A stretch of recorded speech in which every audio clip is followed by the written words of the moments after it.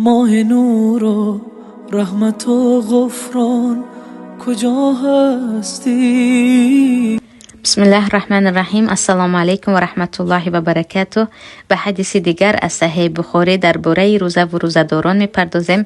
از ابو هریره رضی الله عنه روایت است که پیامبر صلی الله علیه و سلم میگویند: من انفق زوجین فی سبیل الله نودی من ابواب الجنه یا عبدالله هذا خیر.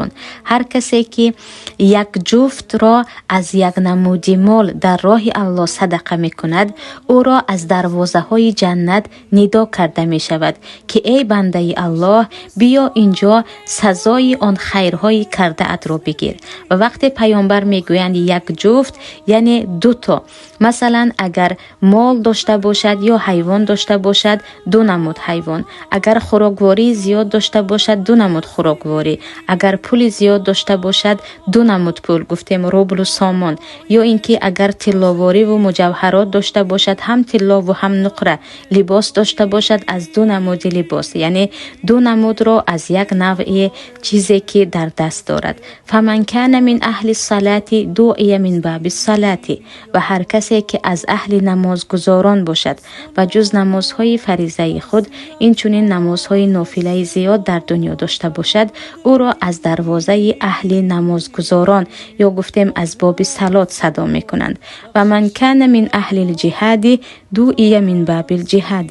و هر کسی که از اهل جهاد باشد، او را از دروازه اهل جهاد، آنهایی که در راه الله می جنگند، صدا می کنند.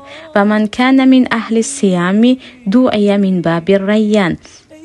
و من کان من اهل الصیام دعی من باب الریان. و این موضوع امروزه ماست که پیامبر میگویند هر کسی که از اهل روزه باشد و جز رمضان روزه های نفلی دیگر داشته باشد، او را از دروازه ریان، از بهشتی که نامش ریان است و پاداشی تشنگان و گرسنگان است، از آنجا صدا می کنند.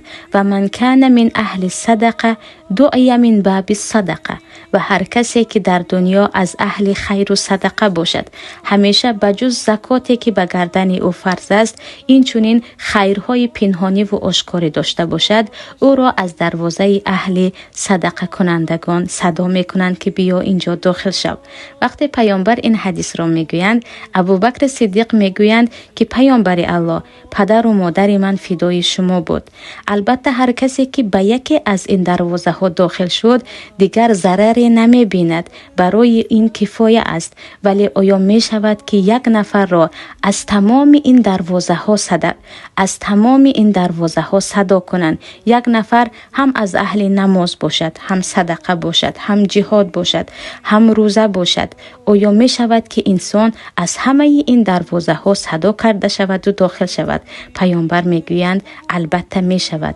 و من امید دارم که تو از جمله نفران باشی که به همه این دروازه ها راه برای تو باز باشد. و این حدیث دلالت به آن می کند که یک انسان می تواند هم زیاد نمازهای نافله داشته باشد، از اهل نماز باشد، برابر این هم زیاد در راه الله بجنگد و هم زیاد روزه بگیرد و صدقه کند. نفرانی هستند که فقط پایبند نماز هستند، صدقه در آنها دیده نمی شود.